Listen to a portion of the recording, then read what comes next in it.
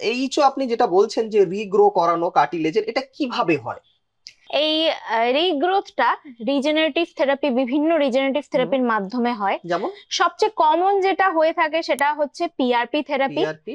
যেটা হচ্ছে বেসিক্যালি আমরা বডির থেকে একটা পোর্শন অফ ব্লাড নিই, ওকে। তা সেটাকে একটা সেন্ট্রিফিউগেশন মেশিনের মাধ্যমে একটা প্লেটলেট রিচ প্লাজমা সেটাকে আমরা এক্সট্রাক্ট করি, ওকে। এবং সেটাকে আমরা ওই হাঁটু জয়েন্টের ভিতরে একটা ইউএসজি মেশিনের মাধ্যমে দেখে সেখানে দিয়ে দিই। আচ্ছা, এবার ওখানে দিলে পরে মানে মানে কি কাজটা কি হয় অ্যাকচুয়ালি তাহলে? এটা মেইন কাজ হচ্ছে হাঁটুর কার্টিলেজের যে ডিস্ট্রাকশনটা হচ্ছে সেটাকে বন্ধ করবে এবং নতুন কার্টিলেজ রিগ্রোথ করতে হেল্প করে। তাও কতদিন সময় লাগে এটাতে?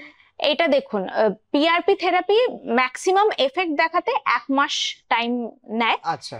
এবং অনেকেরই প্রশ্ন থাকে এটা কতদিন লাস্ট করবে। হুম। তো এটা লাস্ট করে কমপ্লিটলি ডিপেন্ড করে যে পেশেন্ট তার লাইফস্টাইল কিরকম মডিফাই করছে। যদি ধরুন একজনের খুব ওজন বেশি, সে যদি ওজনটাকে একটু কমায় এবং রেগুলার এক্সারসাইজ করে, তাহলে এটার এফেক্ট দীর্ঘমেয়াদী হতে পারে। আচ্ছা, আর এই যে ইনজেকশনটা কতবার নিতে হবে?